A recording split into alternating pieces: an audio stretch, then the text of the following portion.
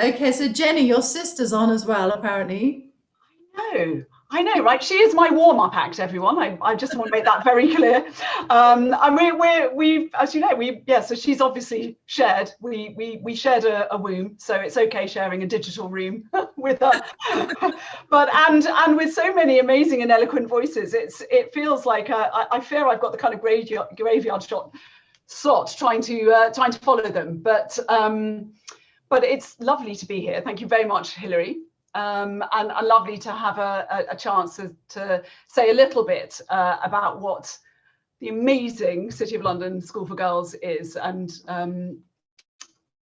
so thank you. And it's the first thing to say is, rather like quite a lot of the people I've just been listening to, I am also a new head at CLSG. I've just swung through a year. And I suppose a lot of us have been looking back, haven't we, over the last year for various reasons in the last week. And I keep remembering, you know, the question I was asked at interview by the chair of governors. I simply do not remember being asked, how are you going to manage a global pandemic? Just, you know, it didn't happen. But what this extraordinary year has shown me, and sort of joining the school in this year, is what an incredibly warm community CLSG is. And you really do get to know a school in adversity, and I feel that I have got to know it. I am so incredibly proud of being the head at CLSG and of CLSG. It's the most exciting place. And if in the next sort of 3 or 4 minutes I can convey that, I will be really, really satisfied. I think I do have I have got. I don't think I'm going to bother sharing a PowerPoint. It's lovely pictures, but I might just send it and leave it with you, and you can see it at another time. But it's just wonderful pictures of our gorgeous city box. So Jenny, just to let you know, because I don't think you were there at the introduction, we're videoing all of these and putting them on YouTube, and we can include your slides Perfect. in the YouTube. All right. Well, let's do that. That makes real sense. So in the next 3 minutes, how am I going to sum up our fantastic school? Obviously, as I say, I'm incredibly proud of it. I'm incredibly proud of its intellectual credentials. Again, like the array of wonderful schools that you've just heard from, you know, we do have those results matter, of course. They are society's way of measuring us, and we are very proud of it. We're very proud of the fact that over a third of our pupils will go to Oxbridge or US schools, Ivy League schools. We've got about 40, I think, of our year 12s, so looking at making a US application. I'm as proud of its scientific and of its cultural riches. We host fantastic drama festivals. We are blessed in our proximity, of course, to the Barbican and the Guildhall School of Music, and we plunder that proximity, as you can imagine, completely. But we are also national champions in VEX robotics. We run a brilliant and slightly scary, for me anyway, genetic engineering program called iGen, and we do that with the boys' school, with our brother's school. A huge proportion of our pupils are junior Guildhall at the LSSO. And we really do, as I say, enjoy the fact that we are right in the heart of obviously of the city, of the capital, and all that means for the kind of way in which it informs our curricula and our co-curricular experience.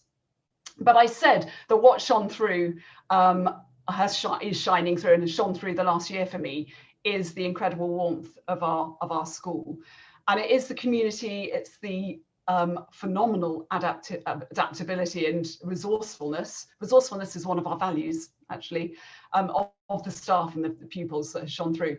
And it's a community that stretches back through the ages. It's 125 years old, our school, but of course it has behind it the many hundreds of years and millennia of the city and the corporation. And it wears that history with some pride. And I love the fact, and I was hearing, of course, Jessie was saying that as well about Sevenoaks, that incredible combination of very modern, you know, our Barbican box and very, very contemporary thinking and education and girls, but also all that it means, the slightly weird but really fun and entertaining things it means to be part of the corporation in the city. So Prize Day in the Guildhall. In fact, we now eat our lunch in the Guildhall as well. And in fact, girls will come and sit their 11 plus in the Guildhall, which charmingly was where Hogwarts was filmed. So all the kind of magic of that, lots of fun and of spells that you can do as part of our 11 plus test. But yeah, so it's a really interesting mix of very, very old and all the kind of excitement of being part of the establishment and, as I say, being very, very new. I thought I'd give just one sort of anecdote to sort of sum up the flavour of the school. And I hope you will agree that recently they asked me to do, the school, we did a little festival and the girls asked me to do Desert Island discs, my own, and I chose two to sum up the school. One was two songs to sum up CSG pupils. One was Feeling Good by Nina Simone, and absolutely, you know, something about, you know, a black woman sort of facing down the terrible struggles of her life and this wonderful assertion of power on the face of disempowerment and loss, and her own resourcefulness, her own great spirit and strength. Absolutely felt like CLSG girls, who are politically energized, they're very passionate, they're socially engaged, they're resourceful. They're the kind of girls that will just somehow commandeer 12 members of staff to sit round a table and seriously discuss how we are going to sort out the sustainability in the school. They really get us going. And my other one was Wine in the Sun by Tim Minchin. If you don't know that song, just go and listen to it. It's so wonderful. And in it, Tim Minchin, brilliant comedian, imagines his baby daughter aged 21 or 31, being 21 and 31 and looking back, and he hopes that wherever she is in the world, even if she's 9,000 miles away from home, that she is surrounded by people that make her feel safe in the world. And that is what CLSG is for so many. We are actually a very global community. Our again, probably like many of the schools here, the commute is, you know, we pull from a wide range. The community is the school, but it's a really strong one. And our alumni are lifelong and very global.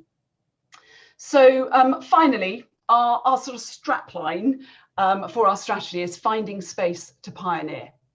And we are intellectually pioneering in all sorts of ways. I hope that comes across in anything that you look at and read about us or on our website. It's a really exciting place to learn. Girls are really, really scholarly, but it's a very relaxed form of excellence. They are really unstuffy. It's a really unpretentious place. You know, ever so slightly scruffy in its corridors. It's not polished, but it is tremendously fun. We're also very pioneering in, again, we hope in the way we are sharing space. We're all about partnership. It's a very diverse and inclusive community, and we really obviously relish all that means. I think the fact that we have a huge bursary program.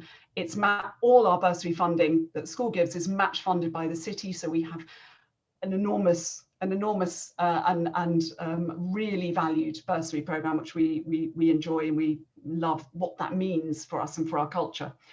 And then the final space, the pioneering space, two actually. One is very literal, and this is a silver lining of COVID, is that we have been able to reimagine some of these concrete edifices that are around us in the city. Frankly squat in them and now take them over. So we are now moving into sort of satellite provision in a space. Our dining in the Guildhall, I'm pleased and proud to say, is permanent, and we were borrowing the Barbara Surgeon's Hall, the Livery Company halls, and things like that. So we are really looking at sort of extending and moving beyond our beautiful hidden joy of a site in the Barbican. And then the final space is space to grow.